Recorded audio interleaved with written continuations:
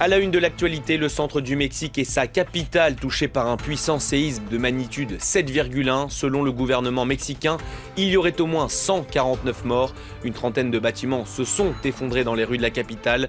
Dans cette édition, le point sur place avec notre correspondante Laurence Cuvillier. 2 morts et 2 disparus en Guadeloupe après le passage de Maria. Les autorités préviennent, ses habitants doivent à tout prix rester chez eux. L'ouragan balaie actuellement les îles Vierges. Il devrait ensuite atteindre Porto Rico. L'Assemblée générale des Nations unies à New York, une première pour Donald Trump et Emmanuel Macron. Ils se sont tous deux exprimés à la tribune de Marbre Vert ce mardi. D'un côté, le multilatéralisme d'Emmanuel Macron, de l'autre, l'Amérique d'abord de Donald Trump. 2 discours, vous le verrez, bien différents. Voilà pour les titres, bonjour, soyez les bienvenus sur France 24. Le 19 septembre est donc décidément un jour noir pour le Mexique. 32 ans jour pour jour après le séisme qui a fait 10 000 morts, la capitale, Mexico, a été le théâtre d'un puissant tremblement de terre ce mardi. De magnitude 7,1, il a été ressenti à plusieurs centaines de kilomètres de son épicentre. Selon un bilan encore provisoire fourni par le gouvernement, il y aurait au moins 149 morts. Précision, Ashrén Verdian.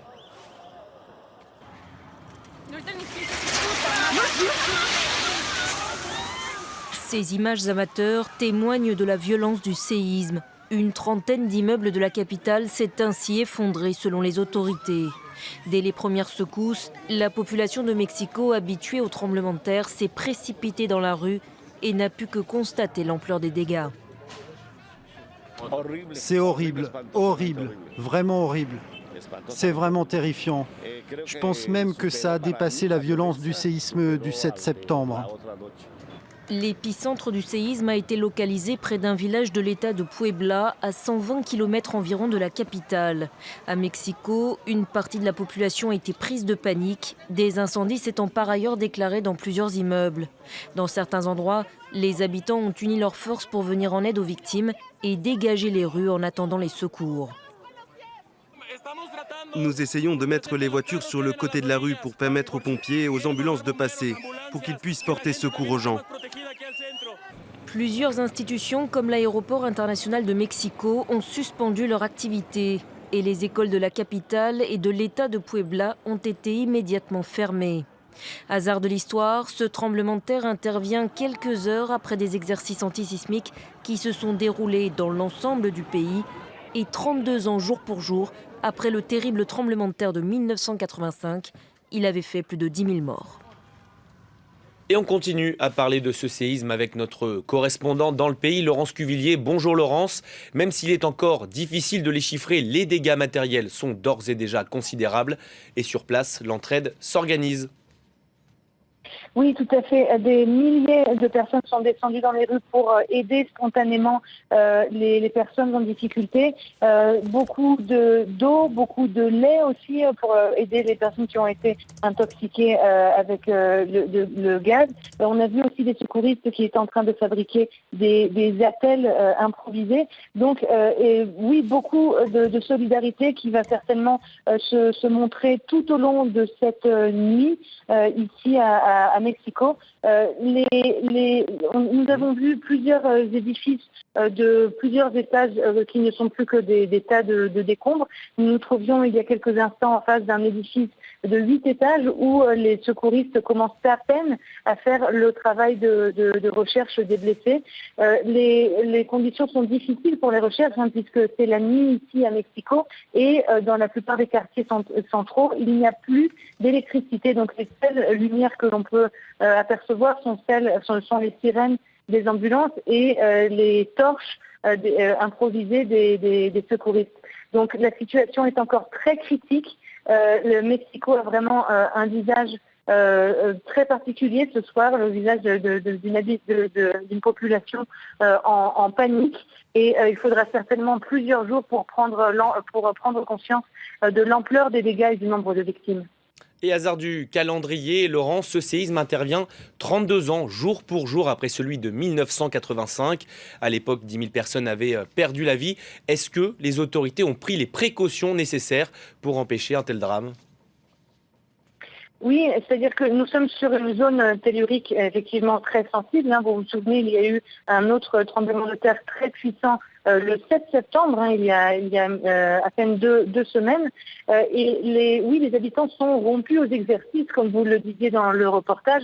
D'ailleurs, quelques heures à peine avant ce tremblement de terre, les habitants avaient fait des exercices antisismiques, qui sont des exercices réguliers ici à Mexico. Donc les gens savent comment se protéger, ils savent où se placer pour ne pas être affectés par la chute des débris. Mais ce qui a vraiment empiré la situation cette fois-ci, c'est que l'alarme antisismique n'a pas fonctionné. C'est-à-dire que la plupart du temps, les séismes ont pour épicentre la côte pacifique ou le large des côtes pacifiques.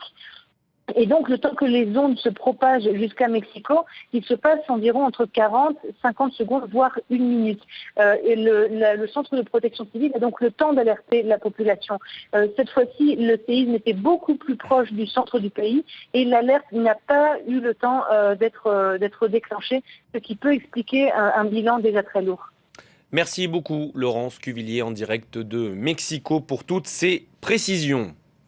Dans le reste de l'actualité, ces rafales de vent atteignent les 280 km/h. Ouragan de catégorie 5, la plus puissante, Maria, a déjà totalement dévasté la Dominique. Il balaie actuellement les îles Vierges et plusieurs territoires dans les Caraïbes. Prochaine étape, Porto Rico, en Guadeloupe, où Maria a frappé. Au moins 2 personnes sont mortes, 2 autres sont portées disparues.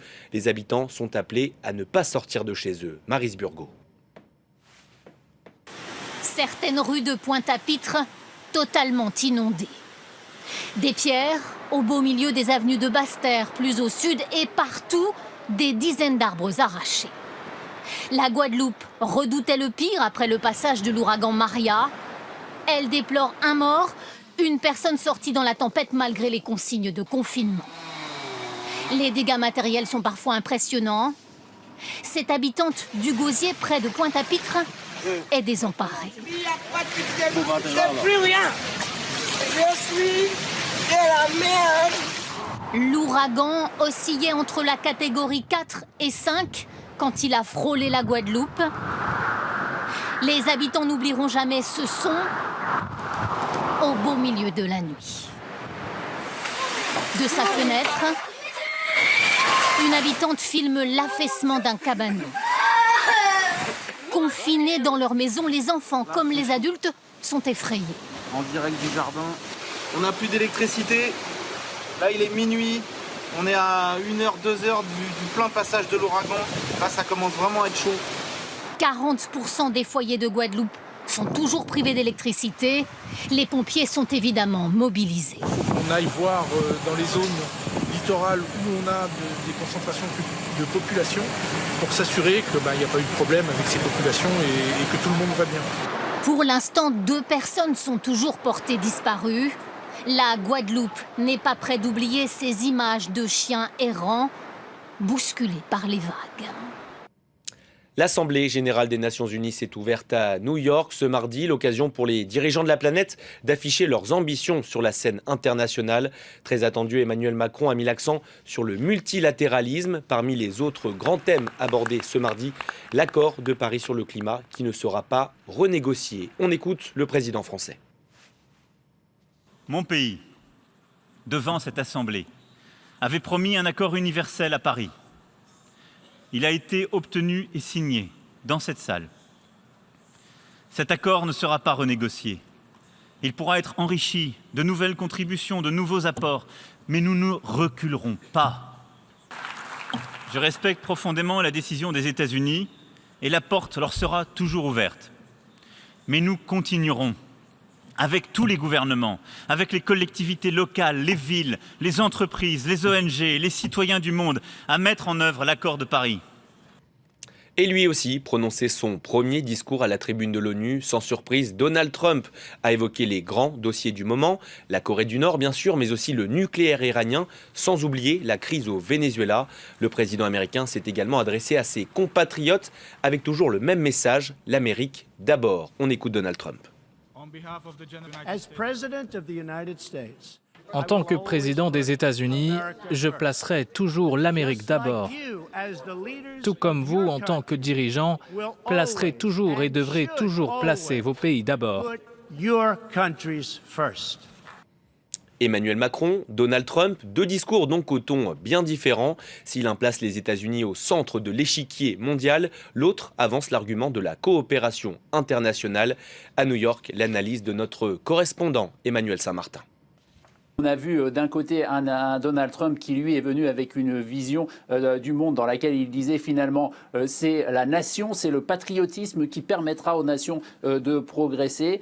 C'est l'univers qu'il a décrit. Puis en face, un Emmanuel Macron qui, lui, au contraire, s'est posé comme un défenseur du multilatéralisme, de la communication et du dialogue entre les nations. Et c'est allé aussi au-delà de ça, puisque Emmanuel Macron a pratiquement répondu presque point pour point sur beaucoup de ce qu'a dit Donald Trump. Alors évidemment, il y a la question de la lutte contre le changement climatique, puisque Donald Trump, lui, il n'en a pas parlé du tout. Emmanuel Macron y a consacré une large part de son discours. Et puis sur une question comme la Corée du Nord, où on a entendu un Donald Trump extrêmement virulent, menaçant contre la Corée du Nord, de l'autre côté, Emmanuel Macron, lui, est venu dire écoutez, il n'y a pas de solution dans la force, dans la menace de la force, en tout cas pas maintenant, c'est trop tôt. La seule solution en Corée du Nord, étant donné ce qu'est la région, étant donné que c'est une poudrière avec la présence de grandes puissances internationales tout autour de la Corée du Nord, la seule façon de faire, c'est d'essayer de se mettre autour de la table et de faire avancer le dialogue. Donc on voit bien deux visions du monde très très différentes exposées par les deux leaders. Autre moment fort de cette Assemblée générale de l'ONU, le discours de Recep Tayyip Erdogan. À New York, le président turc a appelé à l'annulation du référendum pour l'indépendance du Kurdistan irakien. Rejeté par la quasi-totalité de la communauté internationale, ce scrutin est pourtant prévu pour le 25 septembre prochain. On écoute le chef de l'État turc. Il faut éviter les mesures telles que les appels à l'indépendance qui peuvent être moteurs de nouvelles crises et de nouveaux conflits dans la région. Je lance un appel au gouvernement régional kurde pour qu'il mette fin à l'initiative lancée dans cette direction.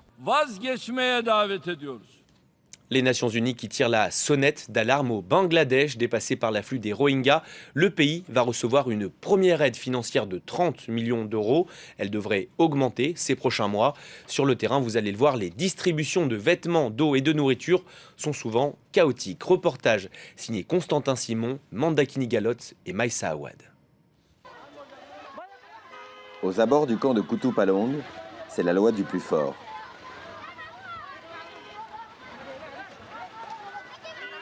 C'est à moi!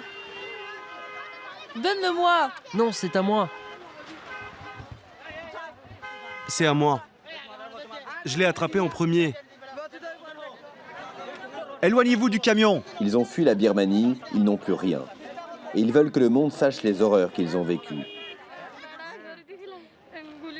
Ils ont égorgé mon mari et lui ont tiré dessus. Ils ont attrapé mon bébé, je le tenais sur la poitrine et ils l'ont brûlé. Cette femme doit nourrir les 3 enfants qu'il lui reste. Alors, comme tous les réfugiés, elle attend les camions. Mes enfants sont affamés. S'il vous plaît, aidez-moi.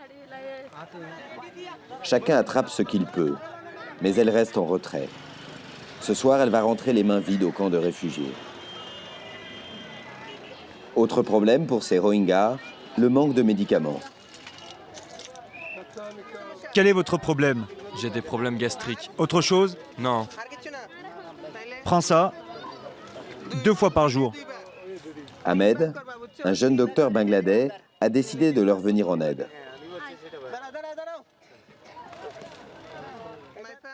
Avec mes amis et ma famille, on a fait une collecte d'argent pour acheter ces médicaments. Et puis je suis venu ici faire des consultations. Éviter le chaos est devenu l'une des priorités du gouvernement. Dans ce camp, les réfugiés font la queue, une scène de plus en plus fréquente au Bangladesh. Les secours s'organisent, les autorités bangladaises facilitent le travail des organisations humanitaires qui sont chaque jour plus nombreuses. 2 200 000 € récoltés pour venir en aide aux habitants de Saint-Martin et Saint-Barthélemy. Le grand concert Ensemble pour les Antilles organisé ce mardi soir à Paris devrait bien permettre d'accélérer la reconstruction sur place. Présent bien sûr des chanteurs, des comédiens mais aussi des sportifs. À l'honneur, la musique antillaise, un spectacle ouvert par Laurent Voulzy et son célèbre Belle-Île-en-Mer, Marie Galante. leur apporter mon soutien et puis dire aux gens de merci pour toutes les associations, pour tous les bénévoles qu'ils ont aidés et qui aident encore, et merci pour tous ces offres de dons pour les Outre-mer parce qu'ils en ont besoin. Alors merci pour eux. Et c'est la fin de cette édition. Prochain journal dans 15 minutes sur France 24.